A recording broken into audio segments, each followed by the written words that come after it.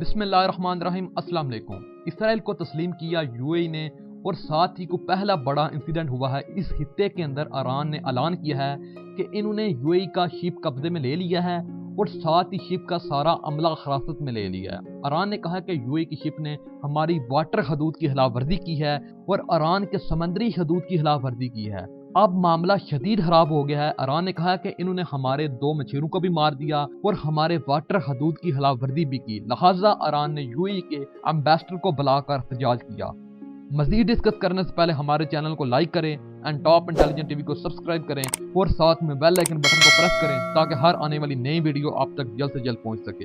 اور ایران کے top general نے کہا کہ جب سے تمہاری ڈیل ہوئی ہے اسرائیل کے ساتھ، خطہ پوری طرح بدل چکا ہے۔ ایران کی جو اپروچ ہے یو اے ای کے ساتھ وہ فنڈامنٹلی آرم فورسز کی مکمل بدل چکی ہے۔ اب ہم ڈیفرنٹ طریقے سے اس کو دیکھتے ہیں۔ ہماری کیلکولیشن مکمل طور پر یو اے ای کے بارے میں جو پہلے تھی اب نہیں رہی، اور اب ہم مکمل طور پر الرٹ ہیں ہر لحاظ سے۔ اگر کسی بھی طرح کا اسرائیل کے کہنے کے اوپر ہمارے علاقے یا ہمارے خطے یا ایران کی کسی بھی مفادات کو ٹھیس پہنچانے کی کوشش کی گئی یا ہماری سیکورٹی کو ڈیمیج کرنے کی کوشش کی گئی تو یاد رہے اس کا ذمہ دار یو اے ای ہوگا۔ تو ہم اس کو برداشت نہیں کریں گے اور ہم اس کا ایسا جواب دیں گے کہ یو اے ای کو سمجھ آ جائے گی کہ اس نے کس ملک کے ساتھ مہادرائی کی ہے۔ اور اب آپ یہاں سے اندازہ کر لیجئے کہ ان کے جنرل بیگری نے اگر یہ بیان دیا اور کہا کہ ابھی بھی ہم کہتے ہیں کہ یو اے ای کو ابھی بھی دیر نہیں ہوئی کہ اپنا ڈیسیجن واپس لے، اسرائیل کو واپس کرے، ورنہ اس خطے کے اندر کچھ بھی ہو سکتا ہے۔ آپ کو یاد رہے کہ یو اے ای کے جو کہ ایمیرس کی ایئرپورٹ ہے جو کہ نیو بن رہی تھی، وہاں پر ایک ڈرون حملہ ہوتا ہے اور 1 سال تک ڈینائی کرتے رہتے ہیں کہ جھوٹ بول رہے ہیں، ہم جھوٹ بول رہے ہیں،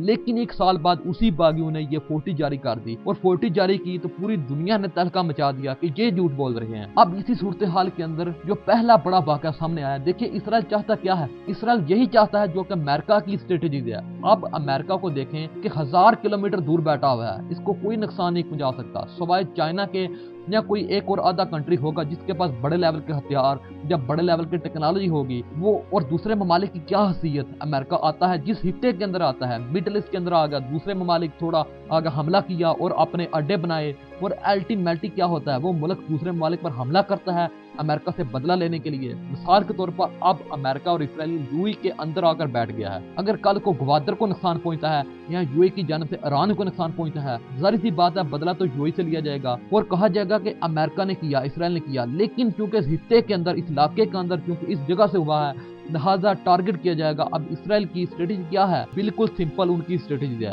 انہوں نے کرنا کیا؟ یہ ذہن میں رکھیے گا کہ یہ کوئی بڑا واقعہ ہوگا، اس کا الزام لگایا جائے گا، ایران یو اے ای پر لگائے گا۔ اسرائیل نے کیا ہوگا؟ کیونکہ وہ سرزمین استعمال ہوتی ہے یو اے ای کی اور ان کی جانب سے ہوتی ہے، پر وہ کرے گا۔ اس صورتحال میں 2 مسلم کنٹری کو آپس میں لڑانے کی کوشش کریں گے۔ جب یہ 2 کنٹری آپس میں لڑیں گی تو بدلہ لینے کے لیے اب دیکھیں ایران سامنے آ چکا ہے۔ اس وقت اسرائیل بالکل سامنے سے، ایک وقت تھا کہ اسرائیل دور تھا، کیونکہ اب عرب ممالک نے، عرب کنٹری نے اسرائیل کو تسلیم کرنا شروع کر دیا ہے اور یو اے ای کے اندر ان کے فوجی اڈے بننے جا رہے ہیں اور عمان کے اندر ان کے فوجی اڈے بننے جا رہے ہیں۔ اور ظاہر سی بات ہے کہ عمان کے سامنے گوادر اور یو اے ای کے بالکل سامنے ہے ایران، اور اب یہاں پر انہوں نے اپلیمنٹ کرنی ہے اور اسرائیل یہی چاہتا ہے کہ کوئی معاملہ ہو پر بوک ہو۔ دیکھیے اب اسی صورتحال کے اندر 2 مچھیرے انہوں نے مار دیے۔ اگر یہ ڈپلومیٹک طریقے کے اندر حل نہیں ہوتا، ایران اس صورتحال کے معاملات کو آگے لیول پر لے جاتا ہے۔ امید تو یہ ہے دونوں ممالک ڈپلومیٹک طریقے سے حل کریں۔ اگر یہ ڈپلومیٹک طریقے سے حل نہیں ہوتا، یہ زیادہ فردر ایکسپلوٹ نہ ہو، لیکن ایسا نہیں ہوتا تو آپ جانتے ہیں کہ ایران اور سعودیہ کے قانون اس معاملے میں بڑے ہی سخت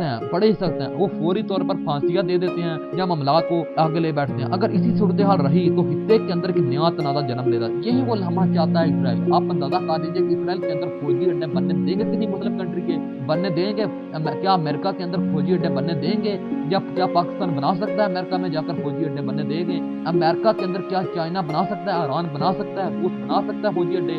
نہیں بنا سکتا۔ یہ دوسرے ممالک کے اندر فوجی اڈے بننے دیں گے۔ اب اسی طرح آپ دیکھ لیں کہ یو اے ای کیوں پہنچے ہیں۔ ان کا ٹارگٹ ہوتا ہے کہ 2 کنٹری کو آپس میں لڑانا۔ ان کی تاریخ ہمیشہ سے انہوں نے یہی کیا، مسلم کنٹری کو آپس میں لڑائی، یعنی ٹرو آؤٹ انہوں نے نبی پاک صلی اللہ علیہ وسلم سے دور سے دیکھ لیں، اس سے پہلے حضرت عیسیٰ کے دور سے دیکھ لیں، اس سے پہلے بھی دیکھ لیں کہ ان لوگوں نے ہمیشہ نقصان پہنچایا، نبیوں کے خلاف یہ کھڑے ہو جاتے ہیں۔ اور آج ان کی ٹرو ہسٹری یہ چلتی آ رہی ہے کہ جب نبی پاک صلی اللہ علیہ وسلم آئے خطے کے اندر، انہوں نے آ کر دین کا پیغام دیا، اللہ کی وحدانیت کا پیغام دیا، لیا، ان سے برداشت نہیں ہو پایا کہ خلافت نہ رہے، اس معاملے کے اندر خلافت عثمانیہ کے ٹکڑے ہو گئے اور پھر معاملات اتنے خراب رہے۔ اب ان کا اگلا ایجنڈا مسلمانوں کو ڈیوائڈ اینڈ رول کیا جائے۔ سب سے پہلے آپ ذہن میں رکھیے گا کہ ان کا ایجنڈا کیا ہے۔ ان کا ایجنڈا سب سے پہلے ان کا ایجنڈا یہ ہے کہ عرب کنٹری کو آپس میں ڈیوائڈ کرنا کا مقصد ہے، اور پھر ان کا اگلا مقصد ہوگا کہ عرب اور نان کنٹری کو آپس میں لڑایا جائے۔ یہ پہلا واقعہ آیا کہ اسرائیل کو تسلیم کرنے کے بعد امید کی جاتی ہے کہ ڈپلومیٹک طریقے سے آپ ان کو معاملات کو حل کر لیں گے۔ اگر یہ معاملات ڈپلومیٹک طریقے سے حل نہیں ہوتے،